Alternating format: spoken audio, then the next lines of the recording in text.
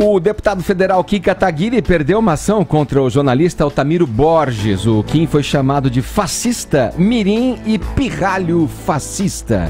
Vini, vamos para os detalhes desse imbróglio aí? Vamos, essas palavras, né, o jornalista Altamiro Borges, que tem o blog do Miro, Edgar, e foi neste blog que ele escreveu esse texto, um artigo intitulado O Cabide de Empregos dos Fedelhos do MBL, no dia 26 de julho de 2017. Então você já imagina o tom desse texto, né? Como que ele descreveu aí as pessoas ligadas ao Movimento Brasil Livre e especificamente também ao Kim Kataguiri, querendo dizer que é um movimento partidário, que a intenção dele sempre foi essa, né, de não ser um grupo só de protesto, de manifestação, mas sim de interesse político, de conseguir o que eles estão conseguindo agora de fato, que é se eleger em cargos, né, para vereador, para deputado, enfim, esse foi o teor aí desse texto, desse artigo do Altamiro Borges. E aí durante o texto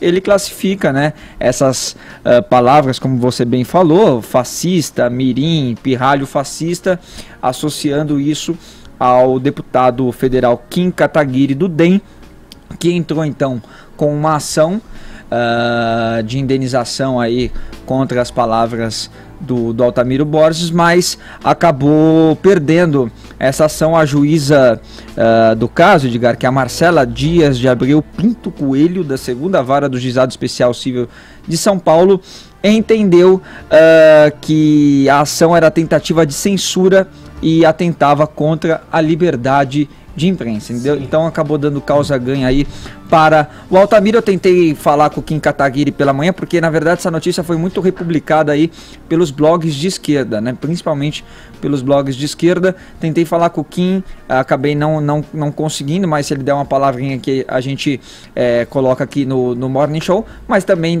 ele deve recorrer aí ao caso, né, Edgar?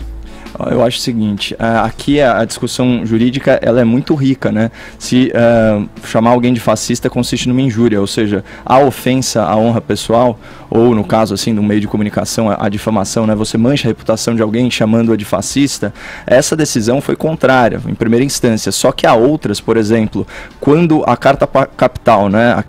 Aquele meio de publicação que vivia de generosas contribuições do governo petista, chamou o deputado Paulo Martins, um liberal do PSDB, de fascista, foi condenada a pagar R$15 mil em danos morais, né? E isso já é uma sentença em segunda instância. O doutor Miguel Najib também foi indenizado pelo diretor do Colégio Bandeirantes, que também o chamou de fascista, e ele está processando o cara criminalmente por injúria, lembrando que injúria é um crime contra a honra. Então a gente vê que a jurisprudência nesse caso se divide. Agora, é muito importante, né, vamos falar rapidinho sobre fascismo como uma ideologia pós-marxista, né? A máxima do fascismo, né, o Edgar Piccoli vai saber, tutto nello Stato, niente al di fuori dello Stato e nulla contro lo Stato. Ou seja, tudo no Estado, nada fora do Estado e nada contra o Estado. Então, o que a gente está falando aqui é da supressão do indivíduo e da divergência política. Isso é um Estado fascista, ele promove a atomização social, ele promove